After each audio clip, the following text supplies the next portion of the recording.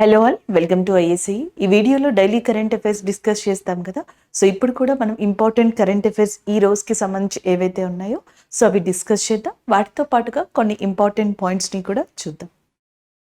So ఇక్కడ మనం చూడొచ్చు, ఫస్ట్ కరెంట్ అఫైర్ జనరల్గా మనకు వచ్చేటప్పటికి ఇక్కడ ఒక అవార్డుకి సంబంధించింది అనమాట. అది కూడా మీడియా అవార్డ్కి సంబంధించింది. ఒకసారి ఇక్కడ చూడొచ్చు, బిలాన్ మీడియా అనే ఒక సంస్థ ఏదైతే ఉందో సో రీసెంట్గా global freedom of expression award అనేది పొందిందనమాట. So global freedom of expression award ఏదైతే ఉందో మనకి స్వేచ్ఛ వ్యక్తీకరణకి సంబంధించిన అవార్డు అనమాట. ఒక బిలాన్ గ్రూప్ అనే సంస్థ పొందింది. దీంట్లో స్పెషాలిటీ ముఖ్యంగా చెప్పాలంటే రెండు రకాలుగా ఉంటుంది. ఈ బిలాన్ అనే సంస్థ ఆఫ్రికన్ కాంటినెంట్లోని సోమాలియా అనే ప్రాంతానికి సంబంధించింది. అది ఒకటి. సెకండ్ థింగ్, ఈ బిలాన్ గ్రూప్లో అందరూ కూడా మహిళలే ఉంటారు.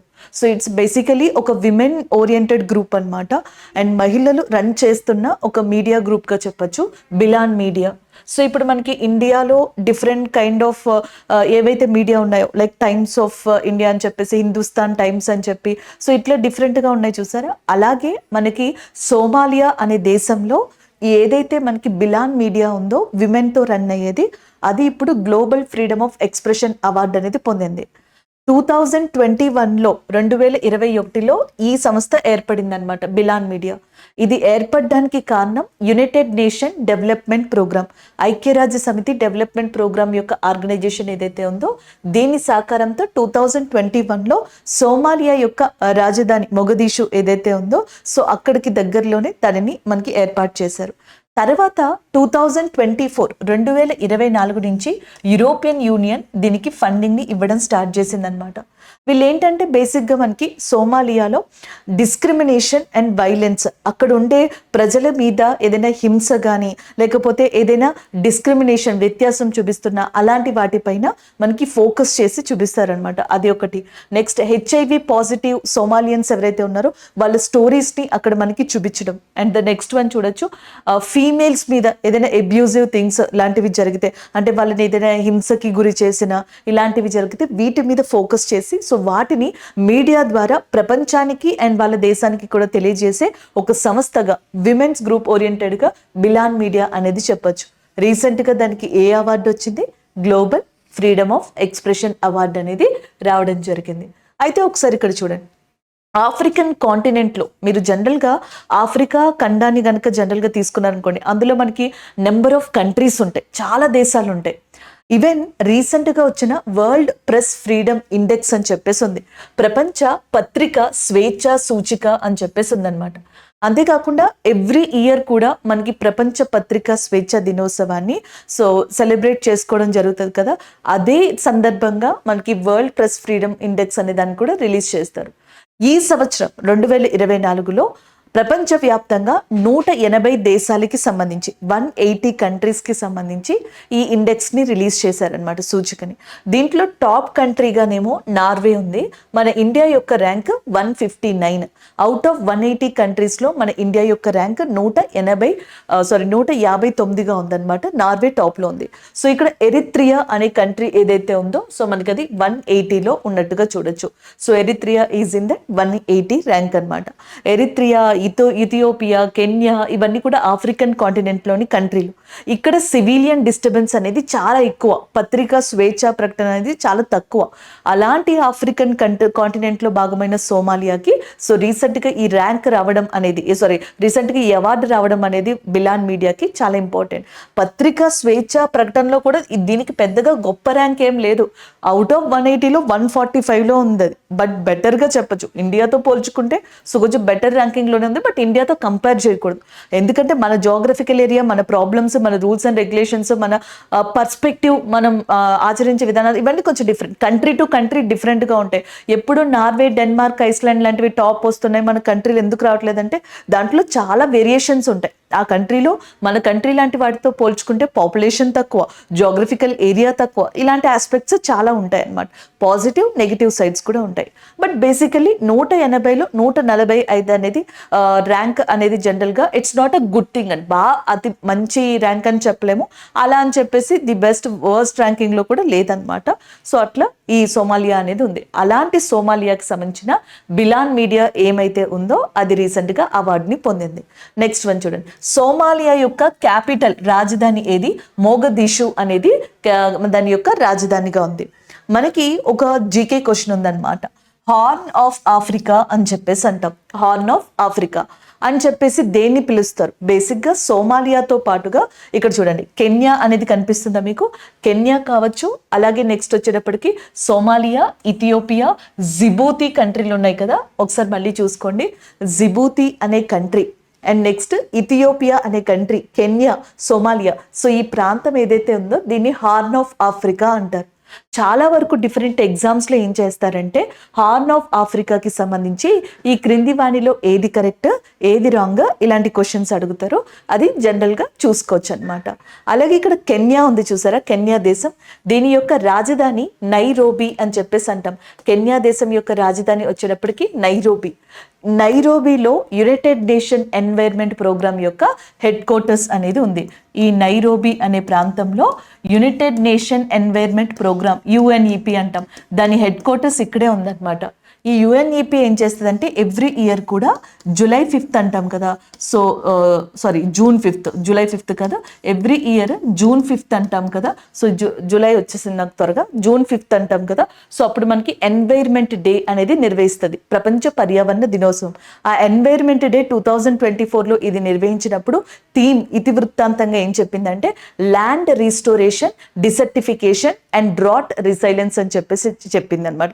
Land restoration, desertification and drought resilience అంటే ముఖ్యంగా భూమి యొక్క ఏదైతే పునరుద్ధరణ అనేది, ఎడారీకరణ, అలాగే కరువుకి సంబంధించిన వాటి మీద ఎక్కువగా ఇది ఫోకస్ చేసినట్టుగా దీని ద్వారా మనకి కనిపిస్తూ ఉందన్నమాట. అదే ఇక్కడ జనరల్గా చెప్తున్నారు. ఈజ్ ఇట్ క్లియర్ అండి? ఇవి గుర్తుంటాయి కదా మనకి ఇన్ఫర్మేషన్ అంతా. రీసెంట్గా global freedom of expression award అనేది ఎవరికి రావడం జరిగింది? బిలాన్ మీడియాకి వచ్చింది, సోమాలియాకి సంబంధించి. Is it clear? ఓకేనా ఇక్కడ వరకు? సో నెక్స్ట్ ఇంకొక కరెంట్ అఫైర్ చూద్దాం. సో నెక్స్ట్ కరెంట్ అఫైర్ మనకి సైన్స్ అండ్ టెక్నాలజీకి సంబంధించి న్యూస్లో ఉంది. సైన్స్ అండ్ టెక్నాలజీకి సంబంధించి రీసెంట్గా చాలా చోట్ల వైరల్ అవుతుందన్నమాట మనకి న్యూస్. స్పేస్ పొటాటో అని చెప్పేసి కనిపిస్తుంది. ఏంటి స్పేస్ పొటాటో అంటే? సో జనరల్గా మనకి ఎన్ని ప్లానెట్స్ ఉన్నాయి, ఎన్ని గ్రహాలు ఉన్నాయి? మనకి 8 గ్రహాలు ఉన్నాయి కదా. ఒరిజినల్గా 9 ఉండేవి, 9 ఉండేవి అనమాట. సో ఇప్పుడు 8 ప్లానెట్స్, 8 గ్రహాలు ఉండడం జరిగింది. ఆ 8 గ్రహాల్లో మనకి అరుణ గ్రహం లేదా రెడ్ ప్లానెట్, ఎర్ర గ్రహం అని చెప్పేసి దేన్ని పిలుస్తారంటే మార్స్ని పిలుస్తారనమాట, అంగారకుడు. సో మనకి మూన్ అంటాం, మనకి చంద్రుడు కదా లూనార్, మనకి అంటే భూమికి శాటిలైట్గా ఉపగ్రహంగా ఉన్నది ఏది అంటే చంద్రుడు, లూనార్ అని చెప్పేసి పిలుస్తాం. అలాగే మార్స్కి కూడా అంటే అంగారకుడికి కూడా 2 మూన్స్ ఉన్నాయన్నమాట. మూన్స్ అన్న శాటిలైట్స్ అన్న ఒకటే. మనం మామూలుగా ఏం చేస్తాం, ఇక్కడ చూడండి ప్రతి ప్లానెట్కి కూడా ప్రతి గ్రహానికి కూడా సో జనరల్గా మనకి ఉపగ్రహాలు ఉంటాయి, ఉండాలి ఖచ్చితంగా రూల్ లేదు, బట్ ఉంటాయి అన్నమాట. సో అయితే ఈ ఉపగ్రహాన్ని మనం శాటిలైట్ అంటాం. శాటిలైట్కి బదులుగా జనరల్గా మూన్ అనే పదాన్ని కూడా యూజ్ చేస్తాం. అత్తకి సంబంధించిన శాటిలైట్ పేరు లూనార్ అన్నమాట, అంటే చంద్రుడు. మనం ఆ చంద్రుడిని మూన్ అని కూడా జనరల్గా పిలుస్తాం. ఇప్పుడు ఒక క్లారిటీ వచ్చింది కదా. ఇప్పుడు ఈ అవుట్ ఆఫ్ 8 ప్లానెట్స్లో 8 గ్రహాల్లో మార్స్ అంగారకుడికి సంబంధించి 2 శాటిలైట్స్ అంటే 2 మూన్స్ ఉన్నాయి. అందులో ఒకటి ఫోబోస్, ఇంకొకటి డీమోస్. నాసాకి సంబంధించిన ఒక శాటిలైట్ ఏం చేసింది అంటే లేదా ఒక మానిటర్ ఏం చేసింది అంటే ఫోబోస్కి సంబంధించి కొన్ని పిక్చర్స్ తీసింది. ఆ పిక్చర్స్ని నాసా కలెక్ట్ చేసి దాని యొక్క ట్విట్టర్లో పెట్టింది. సో అప్పుడు దాని కింద చాలామంది ఏమంటున్నారంటే అది చూడడానికి స్పేస్ పొటాటోలా ఉంది, అది చూడడానికి జనరల్గా పొటాటోలా ఉంది అని చెప్పేసి అప్పటి నుంచి స్పేస్ పొటాటోని ఒక ట్యాగ్ తగిలించి దీన్ని సర్క్యులేట్ చేస్తున్నారు. సో అందుకని న్యూస్లో ఉంది. మనం ఏం గుర్తుపెట్టుకోవాలి, recently space potato is in news and related to అని చెప్పేసి అడిగారు అనుకోండి, మార్స్ అంటే అంగారకుడికి సంబంధించిన శాటిలైట్ ఉపగ్రహంగా గుర్తుపెట్టుకోవాలి. ఆ ఉపగ్రహానికి సంబంధించిన ఇమేజ్ అన్నమాట. ఈజ్ ఇట్ క్లియర్ అండి? ఒకసారి ఇక్కడ చూద్దాం. Space potato, this is what Mars moons look like అని చెప్పేసి ఇచ్చారు. యాక్చువల్గా ఒరిజినల్ పిక్చర్ చూడండి, ఒరిజినల్ పిక్చర్ ఇలా ఉందంట నార్మల్గా. సో దీన్ని వాళ్ళు ట్విట్టర్లో ఇట్లా పెట్టారు. సో దాంతో ఇలా జరుగుతుందన్నమాట. ఇక్కడ ఇంకొకటి నాసాకి సంబంధించి ఎబ్రివేషన్ చూసుకోండి. నేషనల్ ఏరోనాటిక్స్ అండ్ స్పేస్ అడ్మినిస్ట్రేషన్గా చెప్పచ్చు. నేషనల్ ఏరోనాటిక్స్ అండ్ స్పేస్ అడ్మినిస్ట్రేషన్గా సో దాన్ని చెప్పడం జరుగుతుంది. నెక్స్ట్ వన్ చూడండి, అసలు న్యూస్ ఏంటో చూద్దాం. మనకి అంగారకుడు ఉన్నారు కదా మార్స్. సో మార్స్కి సంబంధించి 2 మూన్స్ లేదా శాటిలైట్స్ లేదా ఉపగ్రహాలు ఏవైతే ఉన్నాయో అవి ఇవే అనమాట. ఒకటి ఫోబోస్, 2 డీమోస్ అని చెప్పేసి పిలుస్తాం అనమాట. ఈ ఫోబోస్కి సంబంధించి నాసా ఏం చేసింది అంటే high resolution imagining science experiment అనే పేరు మీదట కొన్ని ఇమేజెస్ని కలెక్ట్ చేసింది. ఇది ఎప్పుడో లాంచ్ చేసింది, బట్ రీసెంట్గా ఇమేజెస్ని మనకి కలెక్ట్ చేయడం జరిగింది. సో దాన్ని ఇప్పుడు సోషల్ మీడియాలో స్పేస్ పొటాటోగా సర్క్యులేట్ చేస్తున్నారు. అది న్యూస్ అనమాట. నెక్స్ట్ వన్, మార్స్ని ఏమని కూడా పిలుస్తారంటే రెడ్ ప్లానెట్ అని చెప్పేసి పిలుస్తారు. దాని యొక్క రొటేషన్ అంటే తన చుట్టూ తాను తిరగడం అంటాం కదా, రొటేషన్కి పట్టే కాలం 1 రోజు 37 నిమిషాలు. అంటే మనకైతే భూమికి అనుకోండి తన చుట్టూ తాను తిరగడానికి అర్త్ రొటేషన్కి 24 అవర్స్ అంటే 1 డే టైం పడుతుంది.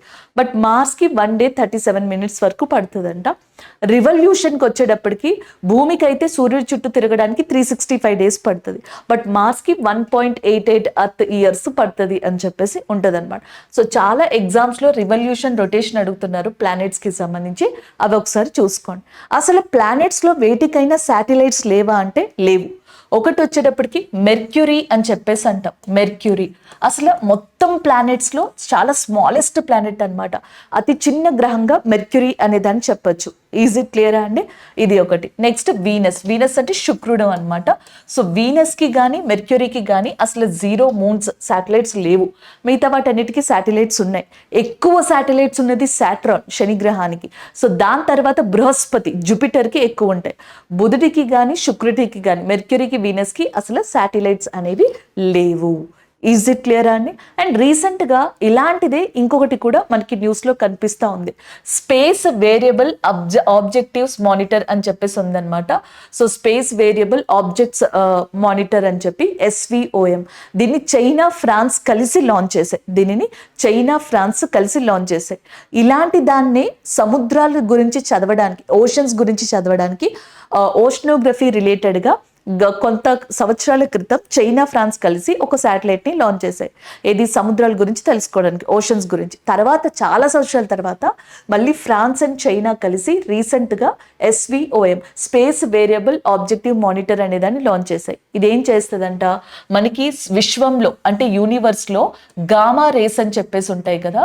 సో ఈ గామా రేస్కి సంబంధించి ఎక్స్ప్లోజన్ అంటే మనకి ఈ విస్ఫోటనం అంటాం కదా, ఎక్స్ప్లోజన్కి సంబంధించిన డీటెయిల్స్ని కనుక్కోవడానికి దీన్ని లాంచ్ చేశారంట. సో అది కూడా మనకి న్యూస్లోకి రావడం జరిగింది. ఈజ్ ఇట్ క్లియర్ అండి? త్వరలోనే European space agency, Japan space agency, త్వరలోనే జపాన్ స్పేస్ ఏజెన్సీ మార్స్కి సంబంధించి ఏవైతే ఫోబోస్, డీమోస్ ఉన్నాయో వాటికి సంబంధించిన వాటి మీద ప్రయోగం చేసేందుకు ఒక స్పేస్ మిషన్ని లాంచ్ చేయనుంది అతి త్వరలో అనమాట. సో ఇవన్నీ వాటికి సంబంధించినవిగా చెప్పచ్చు. Is it clear? సో ఇదే కరెంట్ అఫైర్. మీరు ఏం గుర్తుపెట్టుకోవాలంటే స్పేస్ పొటాటో, మార్స్ అంటే అంగారకుడికి యొక్క చంద్రుడు అంటే మనకి మూన్ ఎవరైతే ఉన్నారో ఫోబోస్, దానికి సంబంధించిన ఇమేజ్ రిలేటెడ్ న్యూస్ అనమాట. Is it clear? సో చాలా ఎగ్జామ్స్లో నాసాకి సంబంధించి ఎబ్రివేషన్స్ మీద మనకి ప్రీవియస్ ఇయర్స్ క్వశ్చన్స్ కూడా ఉన్నాయి. ఒకసారి జాగ్రత్తగా గుర్తుపెట్టుకోండి. National aeronautics and space administration, ఇది ఎక్కువ మిస్ మ్యాచ్ చేసి ఇస్తూ ఉంటారు అనమాట. ఏరోనాటిక్స్ని మనకి డిఫరెంట్గా ఇవ్వడం జరుగుతూ ఉంటుంది. అది ఒక్కటి గుర్తుపెట్టుకుంటే చాలు. సో నెక్స్ట్ ఇది అయిపోయింది కదా, ఇంకొక కరెంట్ అఫైర్ చూద్దాం. సో ఇంకొక కరెంట్ అఫైర్ మనకి సమావేశానికి సంబంధించి అంటే కాన్ఫరెన్స్కి సంబంధించిందిగా చెప్పొచ్చండి. ఈ ఇంటర్నేషనల్ షుగర్ ఆర్గనైజేషన్ అని చెప్పేసి ఉంది. అంటే ప్రపంచ చక్కెర సంస్థ ఏదైతే ఉందో, సో బేసిక్గా మనకి ప్రపంచ చక్కెర సంస్థ అనే దాన్ని 1968లో లండన్లో ఎస్టాబ్లిష్ చేశారు. ఇంటర్నేషనల్ షుగర్ ఆర్గనైజేషన్, ప్రపంచ చక్కెర లేదా పంచదార సంస్థ. దీని హెడ్ క్వార్టర్స్ లండన్లో ఉంది. 1968లో ఏర్పరిచారు. ఎవ్రీ ఇయర్ ఏం చేస్తుందంటే ఇది ఒక సమావేశాన్ని ఏర్పరుస్తుంది అనమాట. అలాగా ఈ అంతర్జాతీయ లేదా ప్రపంచ చక్కెర సంస్థ ఏదైతే ఉందో రీసెంట్గా 64th ఇంటర్నేషనల్ షుగర్ కౌన్సిల్ అనే దాన్ని నిర్వహిస్తాను అన్నట్టుగా అనౌన్స్ చేసింది. 64వ ప్రపంచ చక్కెర సమావేశం అన్నమాట, చక్కెర కౌన్సిల్ యొక్క సమావేశం. ఇది మనకి 25th జూన్ నుంచి 27th జూన్ మధ్యలో జరగబోతుంది. అయితే ఈ సమావేశం ఈసారి ఎక్కడ జరగబోతుందంట? న్యూఢిల్లీ, అంటే ఇండియాలో జరగబోతుంది. అది మనం గుర్తుపెట్టుకోవాల్సి ఉంటుంది. లైక్ లాస్ట్లో మనం గతంలో చెప్పుకున్నామే ఆర్టిఫిషియల్ ఇంటెలిజెన్సీ, కృత్రిమ మేధస్సు అని చెప్పేసి అంటాం కదా. ఈ ఆర్టిఫిషియల్ ఇంటెలిజెన్సీకి సంబంధించిన సమావేశం ఫస్ట్ది 2023లో జరిగింది. ఎక్కడ? యూకే, అంటే మనకి బ్రిటన్లోని బ్లెచ్లీలో జరిగింది. సెకండ్ సమావేశం సౌత్ కొరియాలో ఈ సంవత్సరం జరిగింది. అది ఎక్కడ? సియోల్లో జరిగింది. అందుకే సియోల్ డిక్లరేషన్ అంటాం. థర్డ్ AI మీటింగ్ మనకి ఫ్రాన్స్లో జరగనుందన్నమాట 2025లో. ఇలాంటివి ఉన్నాయి కదా. అలాగే థర్డ్ డెమోక్రటిక్ సమిట్ అని రీసెంట్గా అది కూడా సౌత్ కొరియాలోనే జరిగింది. ఇలా సమావేశాలు జరుగుతున్న నేపథ్యంలో ఇండియాలో కూడా ఈ సంవత్సరం ఇంటర్నేషనల్ షుగర్ ఆర్గనైజేషన్ యొక్క 64th ఇంటర్నేషనల్ షుగర్ కౌన్సిల్ సమావేశం జరగనుందన్నమాట. నెక్స్ట్ వన్ చూడండి, sugar and biofuels emerging Vistas అని చెప్పేసి, అంటే మనకి చక్కెర గురించి, చక్కెర యొక్క పిప్పి అంటాం కదా, చెరకు యొక్క పిప్పి అంటాం కదా, లేదా దాని యొక్క వేస్టేజ్ అంటాం చూసారా, దాని నుంచి కూడా మనకి ఇథనాల్ లాంటి వాటిని కానీ డిఫరెంట్ బయోఫ్యూయల్స్ని కానీ ఇలాంటి వాటిని ప్రొడ్యూస్ చేయొచ్చు అనమాట. అటు బయోఫ్యూయల్స్, ఇటు షుగర్ యొక్క ఇంపార్టెన్స్ చెప్పడానికి ఒక ప్రోగ్రామ్ని లేకపోతే ఒక స్కీమ్ లాంటి దాన్ని భారత్ మండపం దగ్గర అరేంజ్ చేశారు. స్కీమ్ కాదులే, ప్రోగ్రామ్ లాంటి దాన్ని అరేంజ్ చేస్తున్నారనమాట. సో అది కూడా మెన్షన్ చేశారు. అండ్ ద నెక్స్ట్ వన్, ప్రపంచంలో ఇప్పటికీ కూడా ప్రపంచంలో వరల్డ్లో ఇండియా షుగర్ ప్రొడ్యూసింగ్లో టాప్ కంట్రీగా ఉంది. చక్కెరని మనకి ఏమంటారు, ఉత్పత్తి చేసే దేశాల్లో టాప్ కంట్రీ ఇండియా. కన్జ్యూమర్ కూడా ఇండియానే టాప్ కంట్రీలో, అంటే వినియోగించుకోవడంలో కూడా ఇండియానే టాప్ ఉంది.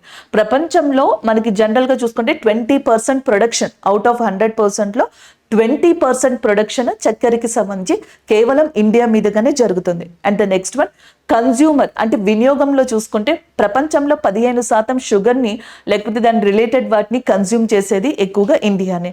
అలాగే నెక్స్ట్ ఎక్స్పోర్ట్ అంటే ఎగుమతి విషయంలో మాత్రం ఇండియా సెకండ్ పొజిషన్లో ఉంది. ఎందుకంటే ఫస్ట్ పొజిషన్లో బ్రెజిల్ ఉందన్నమాట. ఒక్క ఎగుమతి విషయంలోనే ఇండియా సెకండ్ పొజిషన్లో ఉన్నట్టు చూడొచ్చు అనమాట. సో ఇక్కడ చూడండి, as per the updated data చూసుకుంటే ప్రపంచంలో లార్జెస్ట్ ప్రొడ్యూసర్స్ షుగర్కి సంబంధించి ఉత్పత్తి చేసే దేశాలు ఏమంటే first India, second Brazil, third Thailand, fourth China. Mostly Asia వైపే ఉన్నాయి. ఒకే ఒకటి మనకి బ్రెజిల్ దగ్గర ఉందన్నమాట, ఒకటి బ్రెజిల్ ఉంది అంతే.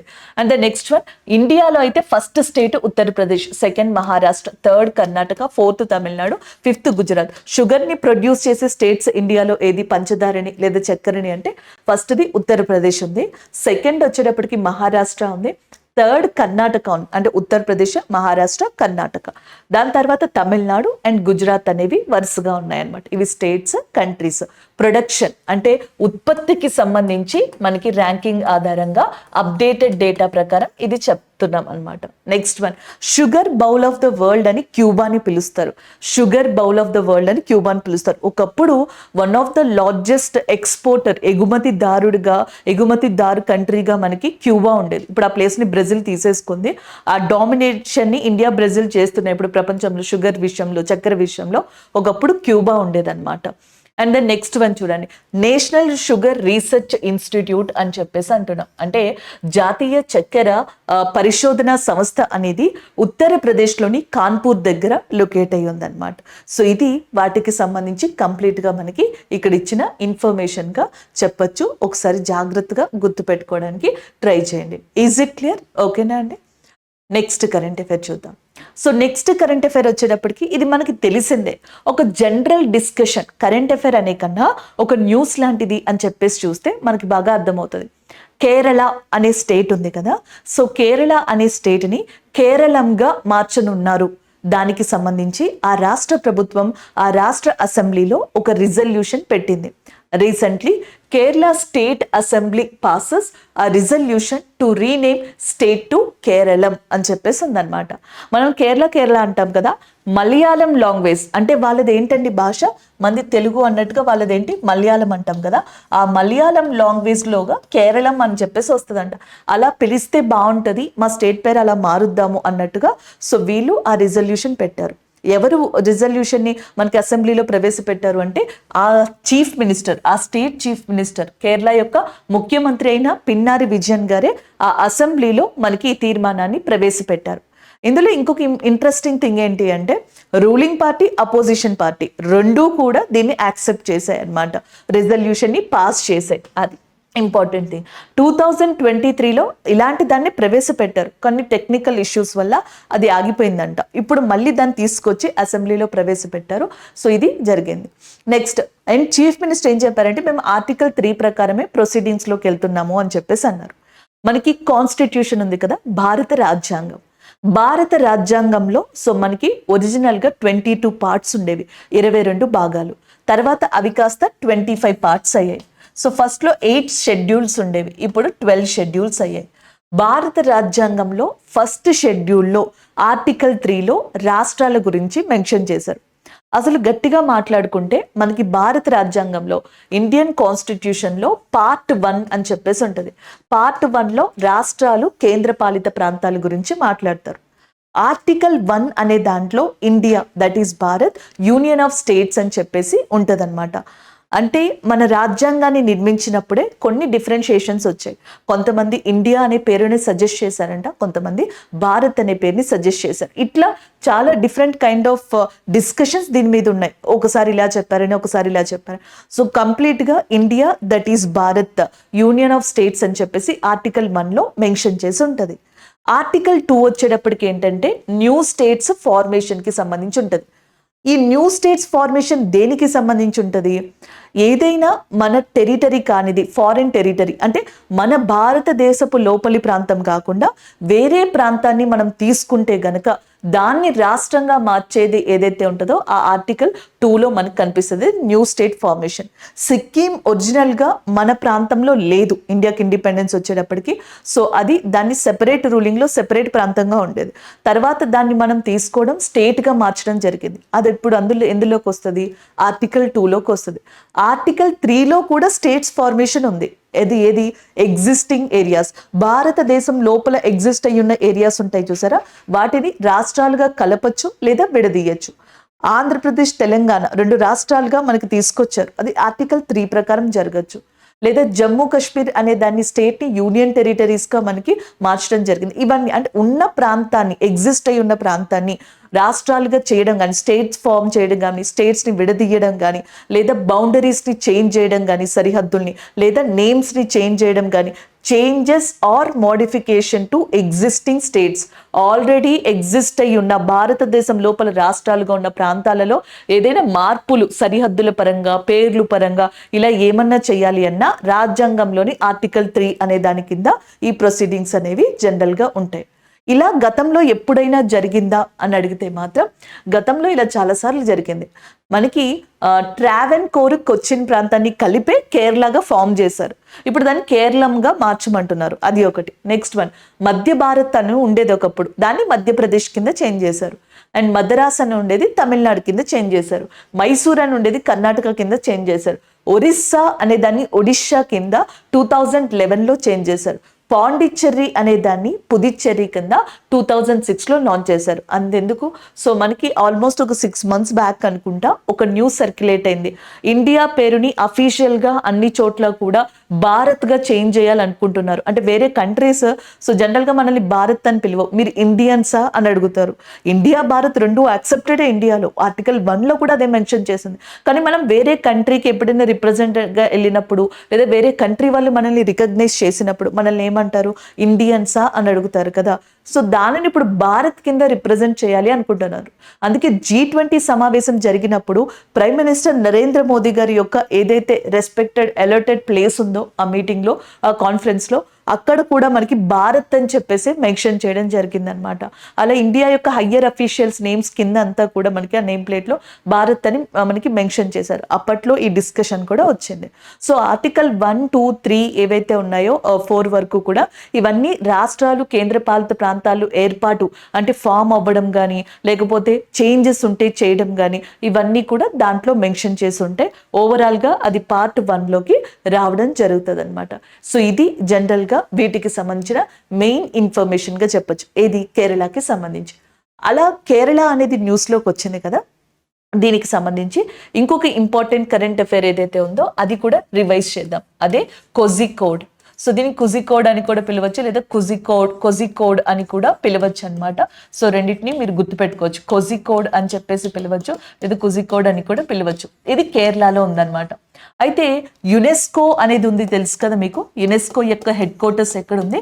యునెస్కో యొక్క హెడ్ క్వార్టర్స్ మనకి ప్యారిస్లో లొకేట్ అయి ఉందన్నమాట. సో యునెస్కో యొక్క ఏదైతే మనకి క్రియేటివ్ సిటీస్ నెట్వర్క్ అని చెప్పేసి ఉంది, మీకు గతంలో కూడా ఒకసారి చెప్పాను, CCN, క్రియేటివ్ సిటీస్ నెట్వర్క్. ఈ క్రియేటివ్ సిటీస్ నెట్వర్క్లో ఇప్పుడు మనకి రీసెంట్గా గ్వాలియర్ అనే ప్రదేశాన్ని అండ్ దాంతో పాటుగా నెక్స్ట్ వచ్చేటప్పటికి ఈ కుజికోడ్ అనే ప్రదేశాన్ని రికగ్నైజ్ చేశారు. అంటే ఏదైనా ఒక కళ లేదా ఒక సంగీతం లేదా ఫుడ్ పరంగా కావచ్చు, ఇలా లేకపోతే మనకి శిల్పాలు నిర్మించడం అంటాం కదా, ఇట్లాంటి వాటిలో ఏదైనా ఆ సిటీకి ఒక నేమ్ ఉంటే కనుక, హిస్టారికల్ ఇంపార్టెన్స్ ఉంటే కనుక వాటిని గుర్తిస్తారు. అలా రీసెంట్గా యునెస్కో యొక్క క్రియేటివ్ సిటీస్ నెట్వర్క్లో మధ్యప్రదేశ్కి సంబంధించిన గ్వాలియర్ అనే ప్రదేశాన్ని మ్యూజిక్ కేటగిరీ కింద రికగ్నైజ్ చేశారు. ఎందులో? క్రియేటివ్ సిటీస్ నెట్వర్క్లో. దాని తర్వాత కేరళకి సంబంధించిన కుజికోడ్ అనే దాన్ని సాహిత్య విభాగం, లిటరేచర్ అని చెప్పేసి అంటాం కదా, సో దాంట్లో రికగ్నైజ్ చేశారనమాట. సాధారణంగా క్రియేటివ్ సిటీస్ నెట్వర్క్లో 7 డిఫరెంట్ టైప్స్ ఆఫ్ మెజర్మెంట్స్ ఉంటాయి. అంటే కారకాలు ఉంటాయి అనమాట. 7 డిఫరెంట్ రీజన్స్, కారకాలు ఉంటాయి. అందులో ఒకటి నేను చెప్పినట్టుగా గ్యాస్ట్రానమీ లేదా ఫుడ్ అని చెప్పొచ్చు అనమాట. అలా హైదరాబాద్ని సెలెక్ట్ చేసుకున్నారు. నెక్స్ట్ క్రాఫ్ట్, కళల పరంగా అయితే మాత్రం జైపూర్ ప్రాంతం ఉంటుంది కదా, సో జైపూర్ ప్రాంతం అనే దాన్ని మనకి సెలెక్ట్ చేసుకోవడం జరిగింది. అలాగా. సో నెక్స్ట్ మ్యూజిక్ పరంగా వారణాసి, చెన్నై అండ్ ఇప్పుడు గ్వాలియర్ అనే దాన్ని సెలెక్ట్ చేసుకున్నారు. ఫిలిం పరంగా ముంబై అనే దాన్ని సెలెక్ట్ చేసుకున్నారు. క్రాఫ్ట్ పరంగా మళ్ళీ శ్రీనగర్ అనే దాన్ని సెలెక్ట్ చేసుకున్నారు. అలా ఇప్పుడు అసలు ఫస్ట్ టైం ఇండియాలో ఒక లిటరేచర్ పరంగా, సాహిత్యం పరంగా క్రియేటివ్ సిటీస్ నెట్వర్క్ కింద ఏదైనా ఒక ప్రాంతం మనకి రికగ్నైజేషన్ జరిగిందా అంటే అది కుజికోడ్ ప్రాంతంగానే చెప్తున్నారనమాట. సో అది ఒకటి కేరళకి సంబంధించి న్యూస్లో ఉంది. అండ్ ఎక్కువగా ఈ SSC రిలేటెడ్ వాళ్ళకి ఫోక్ డాన్స్, క్లాసికల్ డాన్స్ కేరళకి సంబంధించి అడుగుతారు. కేరళలో నేను గతంలో చెప్పినట్టుగా కథకళి, మోహిని అట్టం ఏవైతే ఉన్నాయో కేరళకి సంబంధించి క్లాసికల్ డాన్స్ అన్నమాట. So Mohiniyattam, Kathakali. Folk డాన్స్కి సంబంధించి అయితే Kudiyattam, Mudiyattam, Theyyam. Again I'm repeating, Kudiyattam, Mudiyattam, Theyyam ఇలాంటివన్నీ కూడా semi classical folk dance of కేరళలోకి రావడం జరుగుతుంది. కేరళలో మనకి ఇంపార్టెంట్ మార్షల్ ఆర్ట్ కూడా ఉంది. దాని పేరు కలరియ పట్టు. కలరియ పట్టు అనేది మార్షల్ ఆర్ట్ ఆఫ్ కేరళగా చెప్పొచ్చు అనమాట. అది ఇంకొక పాయింట్గా గుర్తుపెట్టుకోవచ్చు. ఇవన్నీ కూడా ఒకసారి మళ్ళీ రిపీట్ చేయడానికి ట్రై చేయండి. సో ఇది ఒక న్యూస్ అనమాట, మన నేషనల్ రిలేటెడ్ న్యూస్గా చెప్పొచ్చు. నెక్స్ట్ వన్ చూడండి. యూనియన్ హెల్త్ మినిస్టర్ ఎవరైతే JP నడ్డా ఉన్నారో, సో ఆయన రీసెంట్గా మనకి ఒక నేషనల్ డయేరియాకి సంబంధించి నేషనల్ డయేరియా స్టాప్ ప్రోగ్రామ్ అనే దాన్ని స్టార్ట్ చేశారు. Union health minister diarrhoea campaign అనమాట. అది సరిగ్గా నేను మెన్షన్ చేయలేదు, ఇక్కడ చూసుకోండి. National launches of stop diarrhoea campaign అనమాట. డయేరియా క్యాంపెయిన్ అనే దాన్ని ఏమంటారు, జాతీయ డయేరియా స్టాప్ క్యాంపెయిన్ అనే దాన్ని ఎవరు లాంచ్ చేశారు? ఆరోగ్య శాఖ మంత్రి JP నడ్డా గారు. ఇది వరకు మన్సుఖ్ మాండవ్య గారు ఉండేవాళ్ళు, ఇప్పుడు JP నడ్డా గారు ఆరోగ్య శాఖ మంత్రిగా వచ్చారు. సో ఆయన ప్రారంభించడం జరిగిందనమాట. అలాగే నెక్స్ట్ ఇది 2 phases జరుగుతుంది. ఒకటి వచ్చేటప్పటికి June 14th నుంచి 30th మధ్యలో, ఇంకొకటి జూలై నుంచి ఆగస్ట్, అంటే జూలై 1st నుంచి ఆగస్ట్ 31st వరకు కూడా 2 months జరుగుతుంది సెకండ్ ఫేజ్ అనేది. సో దీని యొక్క టార్గెట్ 0 చైల్డ్ డెత్. జనరల్గా ఏమవుతుంది, మనం తాగే నీళ్లు ఉంటాయి చూసారా, తాగే నీళ్లు సరిగ్గా లేకపోతే గనక సో దానివల్ల డయేరియా రావడం, మన బాడీ ఎఫెక్ట్ అవ్వడం, సో కొంతమంది చిన్నపిల్లలు చనిపోయే స్టేజ్కి కూడా వెళ్ళిపోతుంది అనమాట. చిన్నపిల్లల్లో చిల్డ్రన్స్లో ఇమ్యూనిటీ పవర్ తక్కువ ఉంటుంది కదా, సో వాళ్ళకి సరిగ్గా డ్రింకింగ్ వాటర్ అందజేయకపోతే డయేరియా సోకితే చనిపోయే ఛాన్సెస్ ఎక్కువ ఉంటాయి. అందుకని 0 చైల్డ్ డెత్ టార్గెట్గా పెట్టుకున్నారు. ఈ 5 సంవత్సరాల కన్నా చిన్న పిల్లలు ఉంటారు కదా, అండర్ 5 age చిల్డ్రన్ ఉంటారు కదా, సో వాళ్ళకి ORS ప్యాకేజ్ని ఇవ్వడం, జింక్ సప్లిమెంట్స్ ఉంటాయి కదా, జింక్ ప్యాకేజెస్ ఏవైతే ఉంటాయో వాటిని ఇవ్వడం, so safety drinking water, so మనకి మంచి నీరు తాగడానికి ప్రొవైడ్ చేయడం, విలేజెస్ని ఎక్కువగా మనకి ఏమంటారు మున్సిపల్ ఏరియాస్ని ఎక్కువగా కాన్సన్ట్రేట్ చేయడం, ఇవన్నీ 2 phases చేసి 0 చైల్డ్ డెత్ అనేది డయేరియా విషయంలో మనం సాధించాలి. డయేరియాని ఇండియాలో ఆపాలన్న ఉద్దేశంతో నేషనల్ స్టాప్ డయేరియా క్యాంపెయిన్ అనే దాన్ని కేంద్ర ఆరోగ్య శాఖ మంత్రి మనకి జేపీ నడ్డా గారు ప్రారంభించడం జరిగింది. అదే ఈ కరెంట్ అఫైర్గా చెప్పొచ్చు. యాక్చువల్గా ఈ డయేరియా క్యాంపెయిన్ ఉంది చూసారా, దీన్ని 2014లోనే అంటే 10 సంవత్సరాల క్రితమే స్టార్ట్ చేశారు. PPT కింద ప్రివెంట్ ప్రొటెక్ట్ ట్రీట్, అంటే అది రాకుండా మనకి ముందుగా చర్యలు తీసుకోవాలి, నివారణ చర్యలు తీసుకోవాలన్నమాట. అది నివారణ చర్యలు అదొకటి, అది వస్తున్న కాలంలో స్ప్రెడ్ అవ్వకుండా రక్షణ చర్యలు తీసుకోవాలి. అది గనుక ఒకవేళ వస్తే సో దానిని మనకి ట్రీట్ చేసి దాన్ని తగ్గించాలి. అలాగా ప్రివెంట్ ప్రొటెక్ట్ ట్రీట్ అనే దాంతో national launch of stop diarrhoea campaign 2014లో లాంచ్ చేశారు. ఇప్పుడు మనకి దీన్ని ఇంకొక ఫేజ్లో 2024లో మనకి రావడం జరిగింది, ప్రారంభించడం జరిగింది. దానికి సంబంధించిన కరెంట్ అఫైర్గా దీన్ని చెప్పచ్చు అన్నమాట. సో నెక్స్ట్ వన్ చూడండి, నెక్స్ట్ వచ్చేటప్పటికి మనకి స్పోర్ట్స్ రిలేటెడ్ కరెంట్ అఫైర్గా చెప్పచ్చు. ధీరస్ బొమ్మదేవర ఎవరైతే ఉన్నారో సో ఆయన రీసెంట్గా టర్కీ లేదా తుర్కియా అని కూడా పిలవచ్చు, సో ఆ కంట్రీకి సంబంధించి అక్కడ ఆర్చరీ వరల్డ్ కప్ 2024 జరిగింది. ఆర్చరీ వరల్డ్ కప్ 2024 అంటే విలువిద్యకి సంబంధించిన ప్రపంచ కప్ 2024 జరిగింది. సో దాంట్లో బ్రాంజ్ మెడల్ని ఈయన సాధించారు. ఇండియాకి ఒక సిల్వర్ మెడల్ అంటే మనకి ఒక ఏమంటారు రజత పథకం అనేది వచ్చింది, 2 వచ్చేటప్పటికి కాంస్య పథకాలు వచ్చాయి, 2 బ్రాంజ్ మెడల్స్ వచ్చాయి. అయితే ఆ బ్రాంజ్ మెడల్స్లో ఒకటి మనకి ఎవరికి వచ్చింది అంటే ధీరస్ బొమ్మదేవరా గారికి రావడం జరిగింది. ఇటలీకి సంబంధించిన ఎవరైతే మౌరో నెస్పోలో అనే పర్సన్ ఉన్నారో ఆయనని డిఫీట్ చేసి ఈయన ఈ టైటిల్ని గెలుచుకోవడం జరిగింది. సో దానికి సంబంధించిన కరెంట్ అఫైర్గా చెప్పొచ్చు. రీసెంట్గా వరల్డ్ టేబుల్ టెన్నిస్లో కూడా మనకి ఏదైతే నైజీరియాలోని లాగోస్లో జరిగిందో వరల్డ్ టేబుల్ టెన్నిస్, అందులో శ్రీజ గారు మన తెలంగాణకు సంబంధించిన అమ్మాయి ఎవరైతే ఉన్నారో శ్రీజ ఆకుల, సో సింగిల్ విమెన్స్ టైటిల్ అంటే విమెన్స్ సింగిల్ టైటిల్ అనేది మొట్టమొదటిసారిగా ఆ ఈవెంట్లో గెలుచుకున్నారు. అంతేకాకుండా వరల్డ్ టేబుల్ టెన్నిస్ విషయంలో మహిళల విషయంలో అయితే మాత్రం మనకి మనికా బాత్రా గారు అని చెప్పేసి ఉన్నారు. మనికా బాత్రా గారి యొక్క ర్యాంక్ 24గా ఉందన్నమాట. సో ఇప్పుడు ఈమెని ఓవర్టేక్ చేస్తూ శ్రీజ గారు ఎవరైతే ఉన్నారో సో ఆమె ర్యాంక్ ని సంపాదించుకోవడం జరిగింది. దాంతో పాటుగా ఫర్ ద ఫస్ట్ టైం ఈ విమెన్స్ సింగిల్ ఏదైతే టైటిల్ ఉందో దానికి సంబంధించి దాన్ని గెలుచుకోవడం కూడా జరిగింది టేబుల్ టెన్నిస్ విషయంలో. అలా ఆర్చరీలో అయితే ధీరస్ బొమ్మదేవరా గారు రీసెంట్ గా ఈ బ్రాంజ్ మెడల్ అనే దాన్ని గెలుచుకున్నారు, కాంస్య పథకాన్ని. ఇది స్పోర్ట్స్ కి సంబంధించింది. ఈరోజు ఏవైతే డిస్కస్ చేసుకున్నామో వాటి రివ్యూ చేద్దాం. ఒకటి బిలాన్ విమెన్, ఈ మీడియాకి సంబంధించి కదా, సోమాలియాకి సంబంధించిన వాళ్ళు గ్లోబల్ ఫ్రీడమ్ ఎక్స్ప్రెస్ అవార్డులో వీళ్ళు అవార్డు గెలుచుకోవడం జరిగింది. ఆ కేటగిరీకి సంబంధించి స్పేస్ పొటాటో అనేది నాసా రీసెంట్గా మనకి మార్స్కి సంబంధించిన మూన్ ఏదైతే ఫోబోస్ ఉందో సో దానికి సంబంధించి ఇమేజెస్ పెట్టిన తర్వాత ఈ నేమ్ సర్క్యులేట్ అవుతా ఉందన్నమాట. నార్మల్గా ఇది నాసా ప్రకటించలేదు, జనరల్గా జనాలు అలా పిలవడం స్టార్ట్ చేశారు దాన్ని. So next one, international sugar organisation ఏదైతే ఉందో దాని యొక్క 64th కౌన్సిల్ సమావేశం ఇండియాలోని న్యూఢిల్లీలో జరగనుంది. నెక్స్ట్ వన్, ధీరస్ బొమ్మదేవరా గారు ఎవరైతే ఉన్నారో ఆర్చరీలో టర్కీలో జరిగిన లేదా తుర్కియాలో జరిగిన వరల్డ్ ఆర్చరీ కప్ 2024లో బ్రాంజ్ మెడల్ కాంస్య పథకాన్ని గెలుచుకున్నారు. జేపీ నడ్డా గారు హెల్త్ మినిస్టర్. సో రీసెంట్గా మనకి ఏదైతే ఏమంటాం మనం ఈ డయేరియాకి సంబంధించి నేషనల్ స్టాప్ డయేరియా క్యాంపెయిన్ 2024ని 2 phases ప్రారంభించారు. ఫేజ్ 1 ఇప్పుడు జరుగుతుంది జూన్ మంత్లో, ఫేజ్ 2 జూలై 1 నుంచి ఆగస్ట్ 31 అంటే 2 months జరగనుంది. ఇవి ఈరోజు మనం ఓవరాల్గా డిస్కస్ చేసుకున్న sports, science and technology. And ఇంకొక కరెంట్ అఫైర్ నేను ఇక్కడ యాడ్ చేయలేదు, సో జాగ్రత్త జాగ్రత్తగా అది కూడా మీరు తర్వాత ఒకసారి యాడ్ చేసుకొని నేను ఇక్కడ రాస్తున్నాను. కేరళ స్టేట్ ఏదైతే ఉందో, సో కేరళ స్టేట్ అనేది దాని యొక్క నేమ్ని ఏమని చెప్పేసి మార్చాలని చెప్పేసి అనుకుంటుంది, కేరళంగా మార్చాలనుకుంటుంది. ప్రీవియస్గా ఒడిశా అని చెప్పేసి పాండిచ్చేరి పుదుచ్చేరిగా ఆల్రెడీ మార్చుకుని ఉన్నాయి. ఇప్పుడు కేరళంగా వాటి యొక్క లాంగ్వేజ్కి తగ్గట్టుగా మనకి మార్చుకోవాలని చెప్పేసి ఒక రిజల్యూషన్ని ఆ రాష్ట్ర అసెంబ్లీలో ప్రవేశపెట్టింది. ఇవి ఈరోజు మనం డిస్కస్ చేసుకున్న overall current affairs. Thank you.